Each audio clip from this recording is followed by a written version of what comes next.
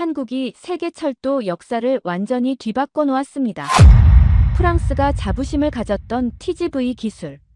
중동 최대 규모인 2,500km 사하라 횡단철도 프로젝트. 프랑스, 독일, 일본이 당연히 독차지할 거라 믿었던 이 거대 사업에서 한국이 전격 선정되자 전 세계가 경악했습니다. 25조 원. 한국 철도 역사상 최대 규모의 해외 수출이었습니다. 하지만 진짜 충격은 지금부터입니다. 이 사건 이후 마치 도미노처럼 이집트, 에티오피아, 수단, 리비아, 모로코까지 중동과 아프리카 전역이 앞다퉈 한국 KTX를 선택하기 시작했습니다. 그리고 그 모든 시작은 프랑스 철도 전문 기자였던 제가 목격한 1분 43초의 기적이었습니다. 지금부터 그 충격적인 진실을 모두 공개하겠습니다. 영상 시작 전 구독과 좋아요, 그리고 어디서 시청하고 계신지 댓글로 공유해주세요. 안녕하세요. 저는 프랑스 파리에서 20년간 철도 전문 기자로 일하고 있는 릭 벨몽입니다. 한국이라는 나라를 처음 알게 된 건 2005년이었죠. 당시 한국이 떼제베 기술을 도입해 KTX를 만들었다는 소식을 들었을 때 저는 코웃음을 쳤습니다. 아시아의 작은 나라가 유럽의 첨단 기술을 흉내낸다고 생각했으니까요. 그때만 해도 제가 얼마나 오만했는지 몰랐습니다. 저는 르탕 페로비에르라는 프랑스 최고의 철도 전문지에서 일하고 있었고 유럽 철도 시스템의 우수성을 전 세계에 알리는 것이 제 사명이라고 믿었습니다. 독일의 이체, 스페인의 아베, 이탈리아의 프레치아로사까지 모두 취재했지만 언제나 프랑스 떼제베가 최고라는 결론에 도달했죠. 320km의 속도 기록, 우아한 디자인, 완벽한 안전성까지 모든 면에서 떼제베는 고속철도의 표준이었습니다. 그러던 2024년 늦은 가을, 편집장이 저를 급히 불렀습니다. 사우디아라비아에서 추진하는 사하라 횡단철도 프로젝트를 취재하라는 특명이었죠.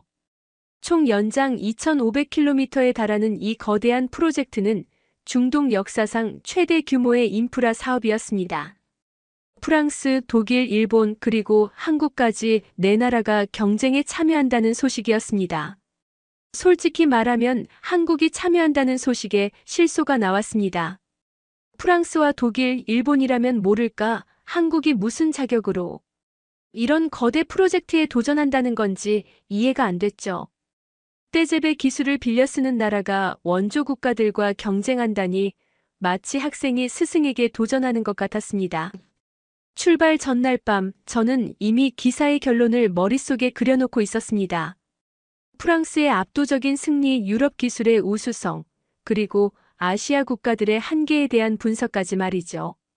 파리에서 두바이로 향하는 비행기 안에서도 저는 자료를 검토하며 확신에 차 있었습니다. 사막이라는 극한의 환경에서 검증된 기술력을 가진 나라는 프랑스뿐이라고 믿었으니까요. 두바이 공항에 도착해서 리야드행 비행기로 갈아탔을 때 옆자리에 앉은 사람이 한국인이었습니다. KTX 기술팀의 일원이라고 자신을 소개했죠. 저는 예의상 미소를 지었지만 속으로는 동정심마저 들었습니다. 이 혹독한 경쟁에서 그들이 얼마나 버틸 수 있을까 하는 생각이었죠. 리야드에 도착한 첫날, 저는 프랑스 대표단과 함께 숙소로 향했습니다. 섭씨 45도를 넘나드는 폭염에 모두가 지쳐 있었죠. 에어컨이 완비된 호텔에 도착했을 때 우리는 안도의 한숨을 내쉬었습니다. 내일부터 시작될 현장 답사와 기술 평가를 위해 충분한 휴식이 필요했으니까요. 그런데 호텔 로비에서 놀라운 광경을 목격했습니다. 한국 팀은 이미 현장에서 돌아온 모습이었고 베두인 부족 대표들과 회의를 진행하고 있었죠. 통역을 통해 들리는 대화 내용은 더욱 충격적이었습니다. 낙타 이동 경로, 모래폭풍 패턴, 지하수 위치까지 세밀한 현지 정보를 수집하고 있었던 겁니다. 프랑스 기술 책임자가 비웃으며 말했습니다. 쓸데없는 시간 낭비라고 고속철도는 기술력으로 승부하는 거지 낙타 걱정을 할 필요는 없다고 말이죠. 저도 그의 의견에 동의했습니다. 최첨단 기술 앞에서 사막의 동물들이 무슨 변수가 되겠습니까? 다음 날 아침 시험 운행 구간인 리야드 외곽 사막지대로 이동했습니다. 네 나라가 각자 준비한 시험 차량이 나란히 서 있는 모습은 장관이었죠. 프랑스의 떼제베는 여전히 우아했고 독일의 이체에는 견고해 보였으며 일본의 신칸센은 정교함이 돋보였습니다. 그리고 한국의 KTX는 뭔가 달랐습니다. 차량 외부에 사막 특별 사양이라는 표시가 있었고 일반적인 KTX와는 다른 설계가 눈에 띄었죠. 저는 속으로 생각했습니다. 아무리 개조를 해도 원본을 넘을 수는 없다고, 떼제베의 아류작이 진품을 이길 수는 없다고 말입니다. 시험 운행을 앞두고 각국 대표단이 브리핑을 진행했습니다. 프랑스는 속도와 안정성을, 독일은 내구성을, 일본은 정시성을 강조했죠. 그런데 한국의 발표는 예상과 달랐습니다. 사막 환경 적응 시스템, 동물 회피 기술, 현지 문화 존중 설계 같은 낯선 용어들이 나왔습니다. 저는 메모장에 한국 마이너스 비현실적 접근이라고 적었습니다. 고속철도의 본질은 빠르고 안전하게 이동하는 것인데 왜 낙타를 신경 써야 하는지 이해할 수 없었죠. 게다가 한국팀이 3년간 현지 조사를 했다는 말을 듣고는 더욱 어이가 없었습니다. 기술력이 부족하니 시간으로 때우려는 것처럼 보였으니까요. 사우디 평가단의 대표가 시험 운행 규칙을 발표했습니다. 20km 구간을 시속 300km 이상으로 주행하면서 안전성, 쾌적성, 현지 적응성을 종합적으로 평가한다는 내용이었죠. 특히 예고 없이 나타날 수 있는 돌발 상황에 대한 대처 능력도 중요한 평가 항목이라고 강조했습니다. 프랑스 팀은 자신만만했습니다. 떼제베는 이미 모로코와 알제리에서 사막 구간을 운행한 경험이 있었으니까요. 저 역시 프랑스의 우승을 확신하며 카메라를 준비했습니다. 역사적인 순간을 놓치고 싶지 않았죠. 첫 번째로 독일 이체해가 출발했습니다. 견고한 독일 기술답게 초반에는 안정적으로 달렸지만 10km 지점에서 갑작스럽게 속도가 떨어지기 시작했습니다. 사막의 미세모래가 냉각 시스템에 침투한 것이 원인이었죠. 결국 12km 지점에서 완전히 멈춰 섰습니다. 두 번째는 일본 신칸센이었습니다. 역시 정교한 일본 기술은 인상적이었지만 극심한 열기에 전자 시스템이 오작동을 일으켰습니다. 8km 지점에서 비상 정지했죠. 일본 기술진의 당황한 표정이 아직도 생생합니다. 이제 프랑스의 차례였습니다. 저는 펜을 들고 승리의 기사를 쓸 준비를 했죠. 떼제베는 우아하게 출발했고 순식간에 300km까지 가속했습니다.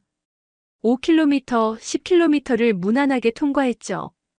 그런데 13km 지점에서 갑자기 경고음이 울렸습니다. 엔진 과열이었습니다. 프랑스 기술진이 필사적으로 대응했지만 사막의 열기는 예상보다 훨씬 가혹했습니다. 15km 지점에서 떼제베도 멈춰섰죠. 저는 믿을 수 없었습니다. 유럽 최고의 기술이 사막 앞에서 무릎을 꿇다니요. 마지막은 한국이었습니다. 솔직히 다른 나라들이 모두 실패한 상황에서 한국이 성공할 거라고는 아무도 기대하지 않았죠. 저는 이미 모든 참가국 실패라는 제목의 기사를 구상하고 있었습니다. 그런데 KTX가 출발하자마자 뭔가 달랐습니다. 차량 하부에서 미세한 바람이 나와 모래를 날려버리고 있었고 특수 코팅된 차체는 열기를 반사하고 있었죠. 속도는 꾸준히 305km를 유지했습니다. 10km를 통과했습니다. 독일이 멈춘 지점이었죠. KTX는 거침없이 달렸습니다. 13km, 프랑스가 멈춘 지점도 무사히 통과했습니다. 모두가 숨을 죽이고 지켜보는 가운데 한국 열차는 계속 전진했습니다. 그때였습니다. 18km 지점에서 갑자기 낙타 무리가 선로를 가로막았죠. 40여 마리의 낙타가 느릿느릿 선로를 건너고 있었습니다. 시속 305km로 달리는 열차가 낙타를 피할 수 있을까요? 모두가 비상제동을 예상했습니다. 그런데 놀라운 일이 벌어졌습니다. KTX에서 특수한 음파가 발생하기 시작했죠. 낙타들이 그 소리에 반응해 빠르게 선로에서 벗어나기 시작했습니다. 1분 43초 정확히 그 시간 만에 모든 낙타가 안전하게 대피했고 열차는 속도를 줄이지 않고 그대로 통과했습니다. 20km 완주. KTX가 유일하게 성공한 것입니다. 그것도 단순히 완주한 게 아니라 예상치 못한 위기 상황까지 완벽하게 대처하면서 말이죠. 저는 손에 들고 있던 펜을 떨어뜨렸습니다. 이건 있을 수 없는 일이었으니까요. 시험 운행이 끝난 후 각국 기술진이 모여 결과를 분석했습니다. 프랑스 대표단은 침묵했고 독일과 일본도 마찬가지였죠. 반면 사우디 평가단은 흥분을 감추지 못했습니다. 특히 낙타 회피 시스템에 대해 극찬을 아끼지 않았죠. 저는 기자의 본능으로 한국 기술팀에게 다가갔습니다. 어떻게 이런 일이 가능했는지 묻지 않을 수 없었죠. 기술 책임자인 박하늘 박사가 유창한 불어로 대답했습니다. 우리는 3년 동안 베두인들과 함께 연구했다고 낙타의 청각 특성을 분석하고 그들이 싫어하지만 해롭지 않은 주파수를 찾아냈다고 설명했죠. 또한 사막 환경에 맞춰 특수 냉각 시스템과 모래 방어 기술을 개발했다고 했습니다. 저는 반신반의하며 물었습니다. 왜 굳이 낙타까지 신경 써야 했냐고요? 박 박사의 대답은 제 가치관을 뒤흔들었습니다.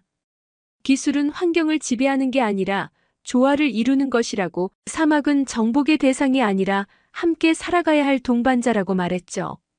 그날 저녁 호텔 바에서 프랑스 기술진과 함께 있었습니다. 분위기는 침울했죠. 한 엔지니어가 자조적으로 말했습니다. 우리가 너무 오만했다고, 기술만 믿고 현지 환경을 무시했다고요. 저는 그 말에 아무런 대답도 할 수 없었습니다. 다음 날 본격적인 기술 프레젠테이션이 시작됐습니다. 각국은 일주일 동안 자신들의 기술력과 사업 계획을 발표해야 했죠. 프랑스는 첫날 발표했습니다.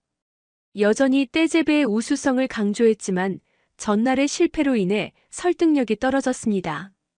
독일과 일본도 마찬가지였습니다.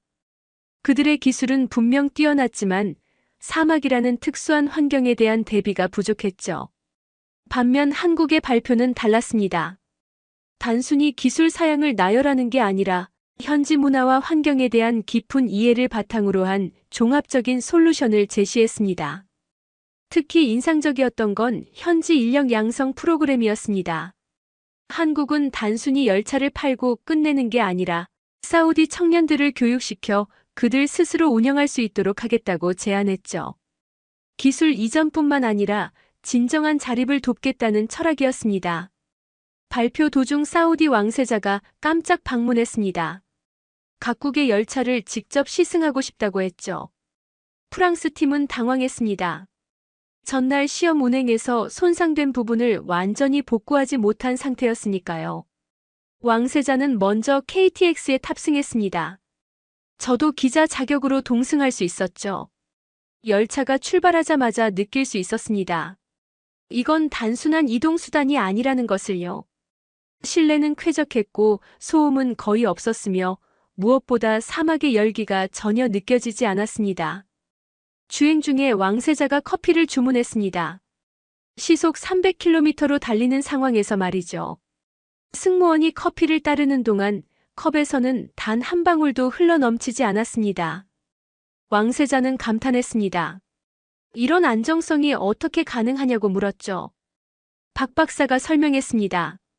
한국의 산악 지형에서 개발된 능동형 서스펜션 기술이 사막의 지형 변화에도 완벽하게 적응한다고요. 또한 실시간으로 선로 상태를 스캔하여 미세한 진동까지 제어한다고 했습니다. 그때 또다시 낙타 무리가 나타났습니다. 이번엔 더 많은 수였죠. 왕세자는 긴장했지만 열차는 이전과 똑같이 음파 시스템을 작동시켰습니다. 낙타들은 신속하게 대피했고 우리는 속도를 줄이지 않고 통과했습니다. 왕세자가 물었습니다. 이 시스템이 다른 동물에게도 적용되냐고요? 박 박사는 그렇다고 대답했습니다. 사막여우, 도마뱀, 심지어 정갈까지 감지하고 대피시킬 수 있다고 했죠. 생명을 존중하는 기술이라는 설명이 이어졌습니다. 시승이 끝난 후 왕세자는 의미심장한 말을 했습니다. 한국은 사막과 대화하는 법을 알고 있다고, 이것이야말로 진정한 기술이라고 말이죠. 저는 그 순간 깨달았습니다. 내가 얼마나 좁은 시각으로 세상을 봐왔는지를요. 그날 밤 저는 호텔방에서 오랫동안 고민했습니다. 이미 쓰기 시작한 기사를 모두 지웠죠. 프랑스 기술의 우수성이라는 제목 대신 겸손의 교훈이라는 새로운 제목을 적었습니다. 하지만 그것도 마음에 들지 않아 다시 지웠습니다. 취재 일정 중간에 흥미로운 일이 있었습니다. 한국 팀이 현지 학교를 방문한다는 소식을 들었죠. 무슨 퍼포먼스인가 싶어 따라갔는데 그들은 진심으로 아이들에게 과학 교육을 하고 있었습니다. KTX의 원리를 쉽게 설명하고 아이들의 꿈을 들어주었죠. 한 아이가 물었습니다. 나도 나중에 이런 기차를 만들 수 있냐고요? 한국 엔지니어가 대답했습니다. 물론이라고, 너희가 만들 기차는 KTX보다 더 훌륭할 거라고 말이죠. 그 진심 어린 격려가 인상적이었습니다. 프레젠테이션 기간 동안 저는 계속 한국 팀을 관찰했습니다. 그들은 다른 나라들과 달리 현지인들과 끊임없이 소통했죠. 베두인 장로들의 조언을 경청하고 현지 엔지니어들과 기술을 공유하고 심지어 낙타 목동들과도 대화를 나눴습니다. 프랑스 팀의 한 엔지니어가 비아냥거렸습니다. 쓸데없는 쇼라고, 기술력으로 승부해야지 감성팔이로는 안 된다고 말이죠. 하지만 저는 더 이상 그의 말에 동의할 수 없었습니다. 한국이 보여준 것은 쇼가 아니라 진정성이었으니까요. 발표 마지막 날 한국은 놀라운 계획을 공개했습니다. 사하라 횡단 철도가 단순한 교통수단이 아니라 문화교류의 통로가 되어야 한다고 주장했죠. 각 역사를, 현지 문화를 체험할 수 있는 공간으로 만들고 열차 자체를 움직이는 박물관으로 운영하겠다는 구상이었습니다. 프레젠테이션이 모두 끝난 후 사우디 평가단은 일주일간의 심사 기간을 갖겠다고 발표했습니다. 그 기간 동안 저는 본사에 중간 보고서를 보내야 했죠. 하지만 무엇을 써야 할지 막막했습니다. 프랑스의 우월성을 주장하기엔 현실이 너무나 달랐으니까요. 결국 저는 있는 그대로를 썼습니다. 한국의 KTX가 유일하게 시험 운행에 성공했다는 사실, 그들의 기술이 단순한 모방이 아니라 독창적인 혁신이었다는 점을 인정했죠. 편집장은 제 보고서를 받고 깜짝 놀랐습니다. 평소에 저답지 않다고 했죠. 그 무렵 뜻밖의 사건이 벌어졌습니다. 대규모 모래 폭풍이 리야드를 덮친 것입니다. 공항이 폐쇄되고 모든 일정이 중단됐죠. 각국 대표단은 호텔에 갇힌 신세가 됐습니다. 그런데 이상한 일이 벌어졌습니다. 한국 팀만이 평소와 다름없이 활동하고 있었던 것입니다. 알고 보니 그들은 이미 모래 폭풍을 예상하고 대비책을 마련해 두었더군요. 심지어 고립된 베두인 마을에 구호품을 전달하는 봉사활동까지 하고 있었습니다. 저는 그들을 따라 베두인 마을로 갔습니다. 모래 폭풍 속에서 운전하는 것은 위험했지만 호기심을 참을 수 없었죠. 마을에 도착했을 때 놀라운 광경을 목격했습니다. 한국 팀이 가져온 것은 단순한 구호품이 아니었습니다. 그들은 태양광 충전기, 정수 필터, 응급 의료 키트 등 실질적으로 도움이 되는 물품들을 준비했더군요. 더 놀라운 건 이 모든 것들이 KTX 프로젝트와 연계된 지역 지원 계획의 일부라는 사실이었습니다. 베두인 족장이 저에게 말했습니다. 다른 나라들은 우리를 계약의 대상으로만 봤지만 한국은 우리를 파트너로 대한다고요. 그들은 우리의 삶을 이해하려 노력하고 우리의 지혜를 존중한다고 했습니다. 그날 밤 모래 폭풍이 잦아든 후 한국 팀과 함께 차를 마셨습니다. 박 박사에게 물었죠. 왜 이렇게까지 하는 거냐고, 계약을 따내기 위한 전략이냐고요. 그녀의 대답은 단순했습니다. 이게 옳은 일이기 때문이라고 했죠. 한국은 과거 어려웠던 시절을 기억한다고, 누군가의 도움으로 성장할 수 있었기에 이제는 돕는 위치가 되고 싶다고 설명했습니다. 기술만 전달하는 게 아니라 함께 성장하는 것, 그것이 한국의 철학이라고 했죠. 심사 기간 중에 또 하나의 중요한 일정이 있었습니다. 사우디 철도청이 주최하는 기술 세미나였죠. 각국은 자신들의 핵심 기술을 발표해야 했습니다. 프랑스는 떼제베의 공기역학적 설계를, 독일은 정밀 제어 시스템을, 일본은 안전관리 체계를 발표했습니다. 한국의 발표 주제는 통합지능형 운영 시스템이었습니다. 처음엔 별로 관심을 끌지 못했죠. 하지만 발표가 진행될수록 청중들의 표정이 변했습니다. 한국이 개발한 시스템은 단순한 운영 프로그램이 아니었습니다. 인공지능을 기반으로 날씨, 선로 상태, 승객 패턴, 심지어 야생동물의 이동까지 실시간으로 분석하여 최적의 운행 계획을 수립하는 것이었죠. 특히 에너지 효율을 극대화하여 사막에서도 지속 가능한 운영이 가능하다는 점이 인상적이었습니다. 한 사우디 엔지니어가 질문했습니다. 이런 복잡한 시스템을 현지인들이 운영할 수 있겠냐고요? 한국 팀은 이미 교육 프로그램을 준비했다고 답했습니다. 단계별 교육과정, 시뮬레이터 훈련, 한국에서의 실습 기회까지 제공하겠다고 했죠.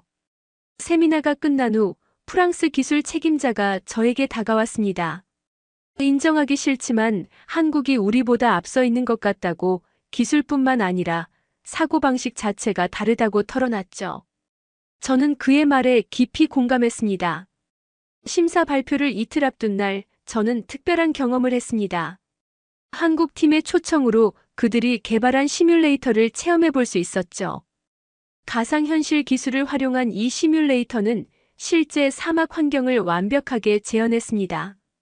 직접 운전석에 앉아 조작해보니 왜 한국이 성공했는지 알 수 있었습니다. 모든 상황이 예측되고 대비되어 있었죠. 낙타가 나타나면 자동으로 음파 시스템이 작동하고, 모래 폭풍이 오면 속도를 조절하며 선로 이상이 감지되면 즉시 우회 경로를 제시했습니다. 더 놀라운 건 문화 모드라는 기능이었습니다. 이슬람 기도 시간에 맞춰 안내 방송을 하고, 라마단 기간에는 특별 서비스를 제공하는 등 현지 문화를 세심하게 배려한 기능들이 포함되어 있었죠. 시뮬레이터 체험을 마치고 나오면서 저는 깊은 생각에 잠겼습니다. 한국이 보여준 것은 단순한 기술력이 아니었습니다. 상대방을 이해하고 존중하는 자세, 함께 성장하고자 하는 철학, 그리고 디테일에 대한 집념이었죠. 그날 저녁 저는 오랜만에 집에 전화를 걸었습니다. 파리에 있는 아내에게 이곳에서 본 것들을 이야기했죠. 아내는 놀랐습니다. 평소 프랑스 기술만을 찬양하던 제가 다른 나라를 칭찬하다니 믿을 수 없다고 했습니다. 저는 아내에게 말했습니다. 때로는 인정하는 것이 더 큰 용기라고, 배우는 자세가 진정한 발전의 시작이라고요. 전화를 끊고 나서 저는 노트북을 열었습니다. 이제 진실을 쓸 때가 되었다고 생각했죠. 프랑스 기자가 본 한국 철도 기술의 혁신이라는 제목으로 기사를 쓰기 시작했습니다. 한국이 어떻게 떼제베의 기술을 받아들여 자신만의 것으로 발전시켰는지, 그리고 어떻게 기술을 넘어선 가치를 창조했는지를 상세히 기록했죠. 기사를 쓰면서 깨달았습니다. 진정한 기술 강국은 최고의 기술을 가진 나라가 아니라 그 기술로 사람들의 삶을 개선하는 나라라는 것을요. 한국은 바로 그것을 실천하고 있었습니다. 심사 결과 발표 전날 밤 리야드의 고급 호텔에서 각국 대표단을 위한 만찬이 열렸습니다. 표면적으로는 화기애애한 분위기였지만 그 속에는 팽팽한 긴장감이 흐르고 있었죠. 모두가 내일의 결과를 예상하려 애쓰고 있었습니다. 저는 프랑스 대표단과 함께 앉아 있었지만 마음은 편치 않았습니다. 이미 제 기사는 파리 본사로 송고된 상태였고, 편집장으로부터 격렬한 항해 전화를 받은 터였죠. 왜 프랑스가 아닌 한국을 칭찬하는 기사를 쓰느냐는 질책이었습니다.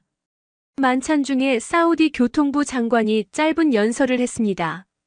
이번 프로젝트가 단순한 철도 건설이 아니라 중동의 미래를 바꿀 대역사라고 강조했죠.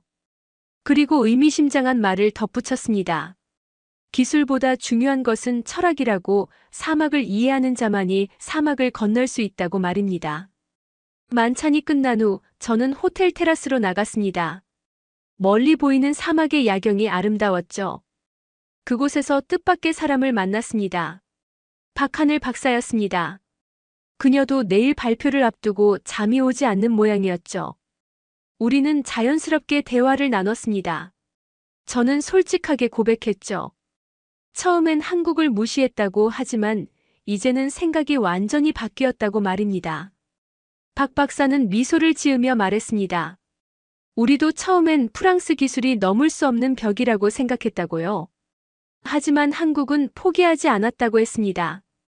프랑스의 기술을 배우되 한국만의 가치를 더했다고요. 빨리빨리 문화가 만든 신속한 대응력, 정이 많은 국민성이 만든 세심한 배려, 그리고 어려움을 극복한 역사가 만든 도전 정신이 합쳐진 결과라고 설명했죠.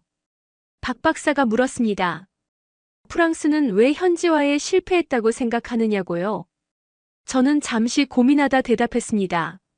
아마도 우리가 너무 우월하다고 믿었기 때문이라고, 우리 방식이 최고라고 확신했기에 다른 방식을 인정하지 않았다고 말이죠. 그녀는 고개를 끄덕였습니다. 그리고 말했죠.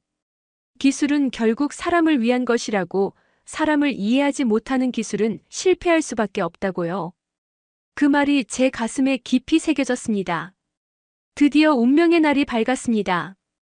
사우디 왕실 회의장에는 각국 대표단과 언론인들이 모여 있었죠. 발표 시간이 가까워질수록 긴장감은 더욱 고조됐습니다. 프랑스 대표단은 여전히 희망을 버리지 않고 있었지만 저는 이미 결과를 예감하고 있었습니다. 사우디 철도청장이 단상에 올랐습니다. 그는 먼저 모든 참가국에 감사를 표했죠. 각국이 보여준 기술력은 모두 인상적이었다고 평가했습니다. 하지만 이번 프로젝트에는 기술 이상의 것이 필요하다고 강조했습니다. 그리고 드디어 결과를 발표했습니다. 대한민국 KTX 컨소시엄이 우선 협상 대상자로 선정됐다는 것이었죠. 장내는 술렁였습니다. 프랑스 대표단의 얼굴은 창백해졌고 독일과 일본도 충격을 감추지 못했습니다. 철도청장은 선정 이유를 상세히 설명했습니다. 한국은 기술적 우수성뿐만 아니라 현지 환경에 대한 깊은 이해, 문화적 배려, 그리고 지속 가능한 운영 방안을 제시했다고 평가했죠. 특히 현지 인력 양성과 기술 이전 계획이 높은 점수를 받았다고 덧붙였습니다. 가장 인상적이었던 것은 왕세자의 추가 발언이었습니다. 그는 직접 마이크를 잡고 말했죠. 한국은 사막과 대화하는 법을 보여줬다고, 낙타를 위협이 아닌 이웃으로 대하는 그들의 자세가 우리의 마음을 움직였다고 말입니다. 발표가 끝난 후 장내는 혼란스러웠습니다. 각국 기자들은 앞다퉈 기사를 송고했고 대표단들은 긴급 회의를 소집했죠. 저는 그 와중에 조용히 자리를 떠났습니다. 이미 쓸 기사의 내용은 정해져 있었으니까요. 호텔로 돌아오는 길에 프랑스 대사를 만났습니다. 그는 저에게 물었죠. 정말 한국이 우리보다 나은가 하고요. 저는 잠시 망설이다 대답했습니다.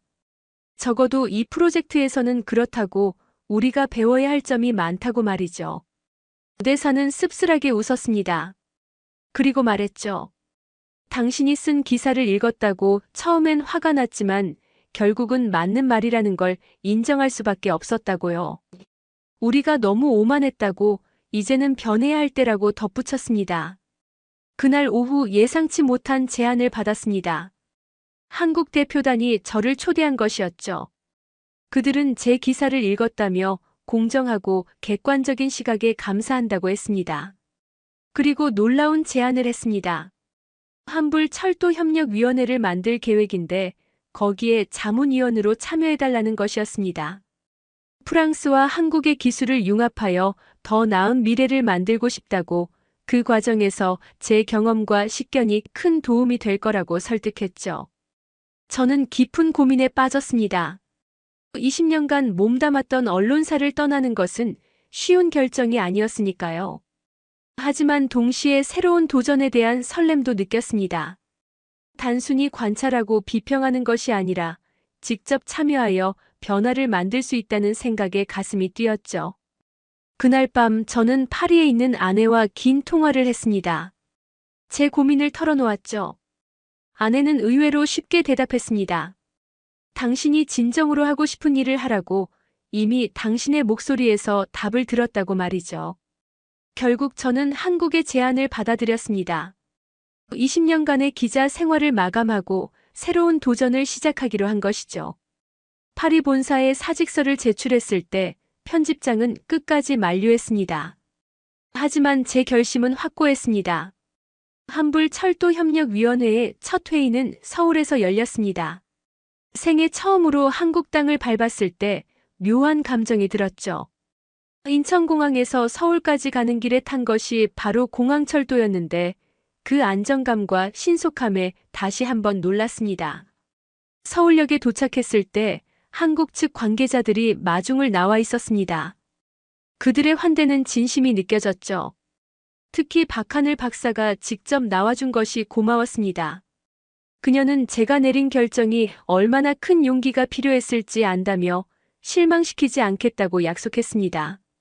첫 회의에서 우리는 프랑스와 한국의 기술을 어떻게 융합할 것인가를 논의했습니다. 프랑스의 공기역학 설계와 한국의 스마트 운영 시스템을 결합하면 시너지가 클 것이라는 의견이 나왔죠. 저는 중재자 역할을 하며 양측의 의견을 조율했습니다. 흥미로운 것은 한국 측의 태도였습니다. 그들은 프랑스 기술에 대해 깊은 존경심을 표했고 배울 점이 많다고 겸손하게 말했죠. 이는 사우디에서 봤던 프랑스 측의 오만한 태도와는 정반대였습니다. 저는 다시 한번 태도의 중요성을 깨달았습니다. 회의가 끝난 후 저는 한국철도 시설을 견학할 기회를 가졌습니다. 오송에 있는 철도 연구원을 방문했을 때 그 규모와 첨단 시설에 압도됐죠. 특히 가상현실을 이용한 시뮬레이션 센터는 세계 최고 수준이었습니다. 연구원들과 대화를 나누면서 알게 된 사실이 있었습니다. 한국은 단순히 프랑스 기술을 복제한 게 아니라 10년 이상 꾸준히 자체 기술을 개발해왔다는 것이었죠. 산악 지형이 많은 한국의 특성에 맞춰 독특한 기술들을 만들어냈고 그것이 사막에서도 통했던 것입니다. 특히 인상적이었던 건 실패 박물관이었습니다. 한국철도 연구원 한쪽에는 그동안 실패했던 시도들을 전시해둔 공간이 있었죠. 실패를 숨기지 않고 오히려 학습의 기회로 삼는 그들의 자세가 놀라웠습니다. 한 연구원이 설명했습니다. 실패 없이는 혁신도 없다고 중요한 것은 같은 실패를 반복하지 않는 것이라고 말이죠. 프랑스였다면 절대 실패를 공개하지 않았을 텐데 한국은 그것마저도 자산으로 만들고 있었습니다. 서울에서의 일정을 마치고 부산으로 이동했습니다. 당연히 KTX를 탔죠. 서울에서 부산까지 2시간 반, 그 짧은 시간 동안 한국이라는 나라를 관통하는 특별한 경험이었습니다. 차창 밖으로 보이는 풍경은 끊임없이 변했지만 열차는 한결같이 안정적이었습니다. 부산역에 도착했을 때 한 가지 깨달음이 있었습니다. KTX는 단순한 교통수단이 아니라 한국을 하나로 연결하는 혈관이었다는 것이죠. 프랑스의 떼제베도 훌륭하지만 한국만큼 일상생활에 깊이 스며들어 있지는 않았습니다. 부산에서는 현대로템의 공장을 방문했습니다. 거대한 공장에서 KTX가 만들어지는 과정을 직접 볼 수 있었죠. 놀라운 것은 작업자들의 열정이었습니다. 그들은 단순히 일하는 게 아니라 자부심을 가지고 있었습니다. 한 용접공이 제게 말했습니다. 자신이 만든 열차를 가족들이 타고 다닌다고, 그래서 더욱 꼼꼼하게 작업한다고요. 이런 마음가짐이 모여 최고의 품질을 만든다는 걸 실감했습니다. 한국 방문 일주일째 특별한 경험을 했습니다. 박 박사의 초대로 그녀의 가족과 저녁을 함께 했죠. 평범한 한국 가정의 모습을 볼 수 있었습니다. 박 박사의 아버지는 은퇴한 기관사였는데 한국 철도의 역사를 생생하게 들려주었습니다. 그는 말했습니다. 한국 전쟁 후 폐허가 된 나라에서 오늘날의 KTX까지 그 과정이 결코 쉽지 않았다고요. 하지만 한국인들은 포기하지 않았고 불가능을 가능으로 만들었다고 자랑스럽게 이야기했습니다. 식사를 하면서 저는 한국의 정을 느꼈습니다. 처음 만난 외국인인 저를 가족처럼 대해주는 그들의 따뜻함이 감동적이었죠. 이런 문화가 있기에 한국이 사우디에서도 현지인들과 쉽게 소통할 수 있었던 것 같았습니다. 한국에서의 일정을 마치고 다시 사우디로 향했습니다. 이번엔 한불 합작팀의 일원으로서였죠. 공항에서 한국과 프랑스 엔지니어들이 화기애애하게 대화하는 모습을 보니 뿌듯했습니다. 제가 작은 다리 역할을 했다는 생각이 들었죠. 사우디에 도착한 후 본격적인 프로젝트가 시작됐습니다. 프랑스의 디자인 감각과 한국의 실용적 기술이 만나 놀라운 시너지를 발휘했죠. 특히 역사 설계에서 프랑스의 예술성과 한국의 기능성이 완벽하게 조화를 이뤘습니다. 하지만 모든 것이 순조롭지만은 않았습니다. 문화적 차이로 인한 갈등도 있었고 기술적 견해 차이로 논쟁도 벌어졌죠. 그럴 때마다 저는 양측을 이해시키고 조율하는 역할을 했습니다. 기자 시절 쌓은 경험이 큰 도움이 됐습니다. 프로젝트가 본격화되면서 예상치 못한 도전들이 계속됐습니다. 첫 번째 구간 공사가 시작됐을 때 사막의 환경은 우리의 예상보다 훨씬 가혹했죠. 섭씨 50도를 넘나드는 낮 기온과 영하로 떨어지는 밤 기온의 극심한 일교차가 문제였습니다. 프랑스 팀은 당황했습니다. 유럽에서는 경험하지 못한 극한 상황이었으니까요. 하지만 한국 팀은 침착했습니다. 그들은 이미 시베리아 횡단철도 프로젝트에서 비슷한 경험을 했다며 대응 방안을 제시했죠. 양국 엔지니어들이 머리를 맞대고 해결책을 찾기 시작했습니다. 프랑스의 소재 기술과 한국의 환경 적응 기술을 결합해 새로운 레일 시스템을 개발했죠. 극한의 온도 변화에도 변형되지 않는 특수 합금을 만들어낸 것입니다. 더 큰 문제는 인력 수급이었습니다. 현지 노동자들을 교육시키는 것이 쉽지 않았죠. 언어 장벽도 있었고 기술 수준의 차이도 컸습니다. 그런데 한국팀이 독특한 해결책을 제시했습니다.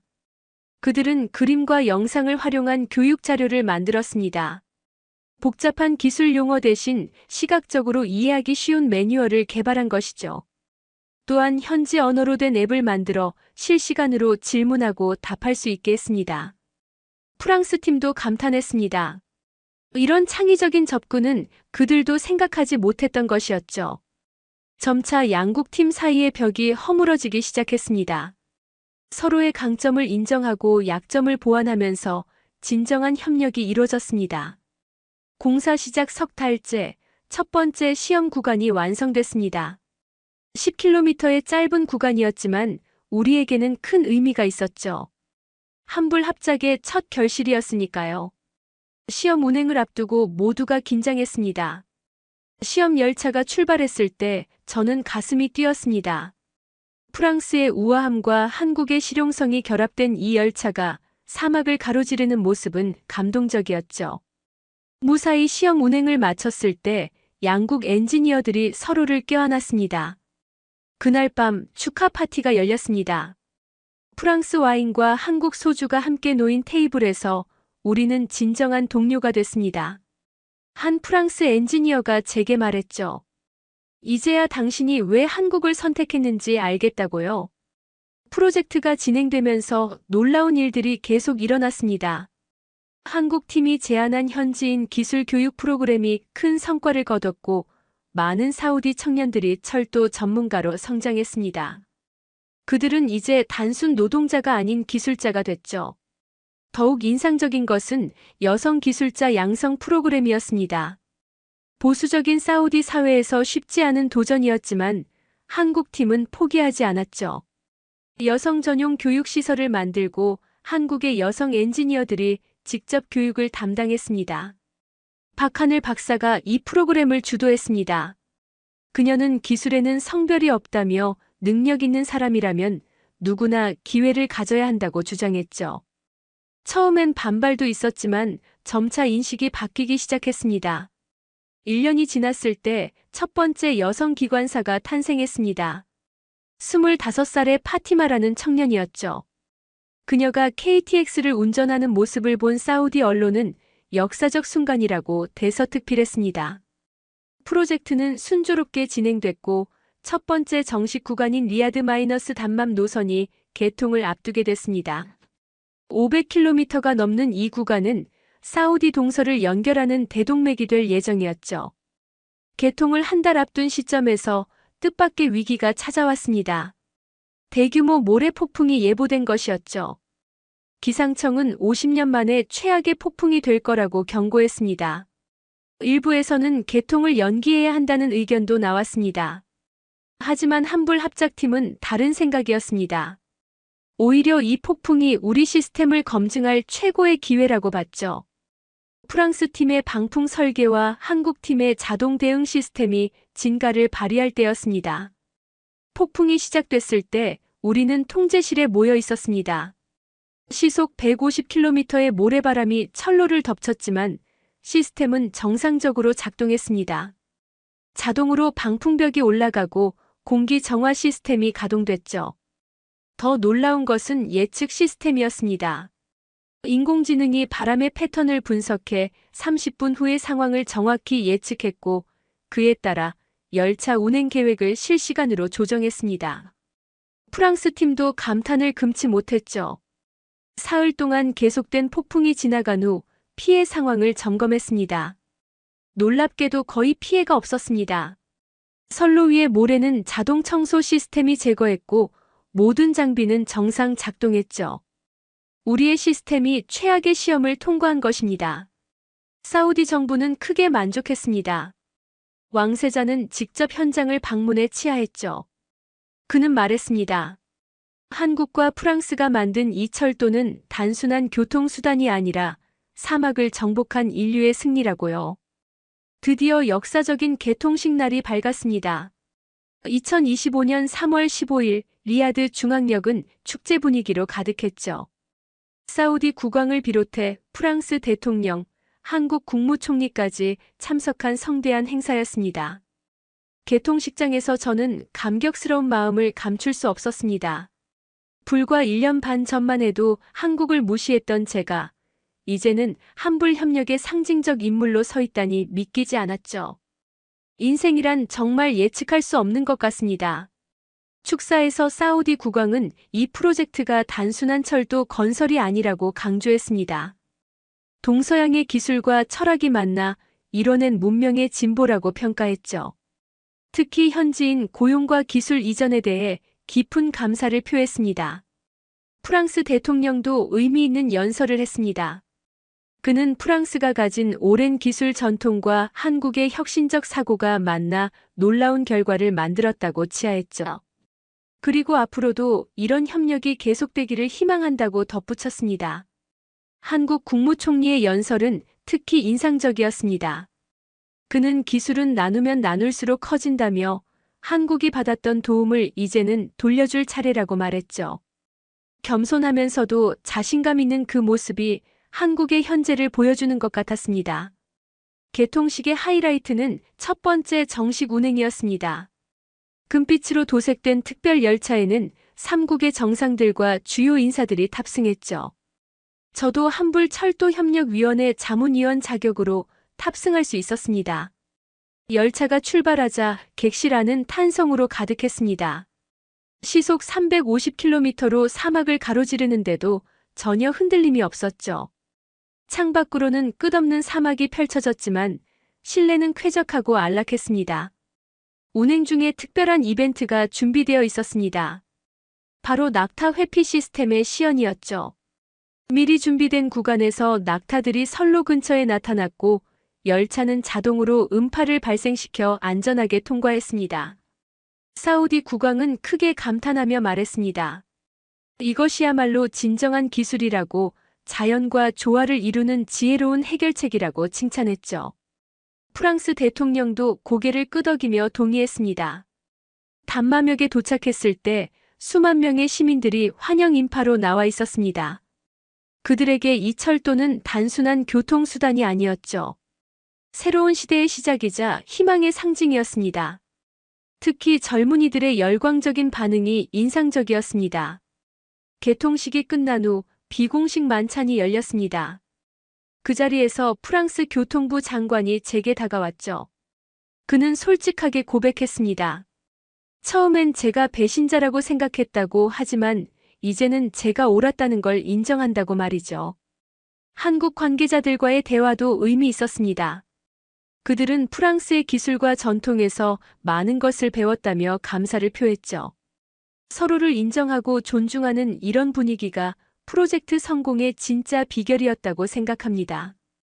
개통 이후 첫 한 달간의 운영 결과는 기대 이상이었습니다. 하루 평균 이용객이 예상치를 훨씬 초과했고 정시 운행률은 99.8%를 기록했죠. 특히 여성 전용 객실의 인기가 높았습니다. 더욱 뜻깊은 것은 현지 직원들의 성장이었습니다. 첫 여성 기관사 파티마는 이제 교육 담당자가 되어 후배들을 가르치고 있었죠. 그녀는 제게 말했습니다. 한국과 프랑스가 준 것은 단순한 일자리가 아니라 꿈이었다고요. 언론의 반응도 뜨거웠습니다. 전 세계 주요 매체들이 이 프로젝트를 집중 보도했죠. 특히 사막의 기적, 동서양 협력의 모범 같은 제목들이 일면을 장식했습니다. 제가 쓴 기고문도 여러 매체에 실렸습니다. 뉴욕타임스는 사설에서 이 프로젝트가 단순한 인프라 사업을 넘어 문명 간 대화의 새로운 모델을 제시했다고 평가했죠. 기술 패권주의가 아닌 상호 존중과 협력의 가능성을 보여줬다는 분석이었습니다. 성공적인 개통에 고무된 사우디 정부는 즉시 2차 구간 사업을 발주했습니다. 메디나와 메카를 잇는 성지 순례 노선이었죠. 이번에는 처음부터 한불 컨소시엄이 우선 협상 대상자로 지명됐습니다. 새로운 프로젝트를 준비하면서 우리는 더욱 긴밀해졌습니다. 프랑스 팀은 한국의 빠른 의사결정과 유연한 대응을 배웠고 한국 팀은 프랑스의 체계적 접근과 디테일을 익혔죠. 진정한 융합이 이루어지고 있었습니다. 어느 날 박하늘 박사가 특별한 제안을 했습니다. 한불 철도기술 연구소를 설립하자는 것이었죠. 파리와 서울에 각각 캠퍼스를 두고 차세대 철도 기술을 공동 개발하자는 야심찬 계획이었습니다. 이 제안은 양국 정부의 적극적인 지지를 받았습니다. 프랑스는 아시아 시장 진출의 교두보로 한국은 유럽 기술 습득의 창구로 활용할 수 있었으니까요. 저는 이 연구소의 초대 소장으로 추천됐습니다. 한불 철도기술연구소 소장직을 수락한 후 저는 파리와 서울을 오가며 바쁜 나날을 보냈습니다. 두 도시의 연구소를 설립하는 것은 쉽지 않은 일이었지만 양국 정부의 전폭적인 지원 덕분에 순조롭게 진행됐죠. 2025년 가을 파리 라데팡스의 연구소 유럽 본부가 문을 열었습니다. 개소식에는 프랑스 대통령과 한국 대사, 그리고 많은 철도 관계자들이 참석했죠. 건물 입구에는 프랑스어와 한국어로 함께 만드는 미래라는 문구가 새겨져 있었습니다. 서울 마곡지구의 아시아 본부도 곧이어 개소했습니다. 두 연구소는 실시간으로 연결되어 있었고 연구원들은 자유롭게 교류하며 일했죠. 프랑스의 이론적 깊이와 한국의 실용적 접근이 만나 놀라운 시너지를 발휘했습니다. 연구소의 첫 프로젝트는 제로 임팩트 트레인이었습니다. 환경에 전혀 영향을 주지 않는 완전 친환경 열차를 개발하는 것이었죠. 프랑스의 수소 연료 기술과 한국의 에너지 회생 시스템을 결합한 혁신적인 도전이었습니다. 그러던 중 뜻밖의 소식이 들려왔습니다. 유럽연합이 우리 연구소에 특별 프로젝트를 의뢰한 것이었죠. 기후변화로 인한 극한 상황에서도 운행 가능한 차세대 열차를 개발해달라는 요청이었습니다. 이 프로젝트를 계기로 연구소는 국제적인 주목을 받기 시작했습니다. 일본, 독일, 스페인 등 철도 선진국들이 협력을 제안했고 우리는 열린 자세로 이를 받아들였죠. 경쟁이 아닌 협력이 미래라는 믿음 때문이었습니다. 특히 감동적이었던 것은 사우디 프로젝트에 참여했던 현지 엔지니어들이 연구소에 합류한 일이었습니다. 파티마를 비롯한 젊은 기술자들이 파리와 서울로 유학을 왔죠. 그들은 놀라운 열정과 신선한 아이디어로 연구소에 활력을 불어넣었습니다. 2026년 봄 우리는 첫 번째 성과를 발표했습니다. 극지방부터 사막까지 모든 환경에서 운행 가능한 유니버설 트레인의 프로토타입이었죠. 이 열차는 스스로 환경을 감지하고 그에 맞춰 시스템을 조정하는 인공지능을 탑재했습니다. 시험 운행은 노르웨이의 혹독한 겨울 환경에서 시작해 사하라 사막까지 이어졌습니다. 모든 구간에서 완벽한 성능을 보였죠. 특히 인상적이었던 것은 에너지 효율이었습니다. 기존 열차 대비 40%의 에너지만으로 운행이 가능했습니다. 이 성공은 또 다른 기회로 이어졌습니다. 아프리카 연합이 대륙 횡단철도 프로젝트를 제안한 것이었죠. 카이로에서 케이프타운까지 있는 거대한 계획이었습니다. 우리 연구소가 기술 자문을 맡아달라는 요청이었습니다. 프로젝트를 준비하면서 저는 다시 한번 깨달았습니다. 기술이란 결국 사람을 위한 것이라는 사실을요. 아프리카의 수많은 사람들이 이 철도로 인해 새로운 기회를 얻게 될 것이었습니다. 교육, 의료, 일자리 모든 것이 연결될 것이었죠. 그 무렵 저는 자서전을 쓰기 시작했습니다. 1분 43초의 기적이라는 제목이었죠. 사막에서 낙타를 피한 그 짧은 순간이 어떻게 제 인생을 바꿨는지, 그리고 어떻게 세계철도 역사를 바꿨는지를 기록하고 싶었습니다. 책을 쓰면서 많은 사람들을 만났습니다. 한국과 프랑스의 엔지니어들, 사우디의 관계자들, 그리고 무엇보다 이 철도를 이용하는 평범한 사람들이었죠.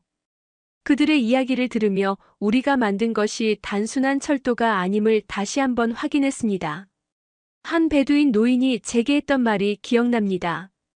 그는 평생 낙타를 타고 사막을 건넜는데 이제는 손자와 함께 기차를 탄다고 했죠. 시대는 변해도 사막을 건너는 마음은 같다며 한국과 프랑스가 그 마음을 이해해줘서 고맙다고 했습니다. 연구소는 계속 성장했습니다.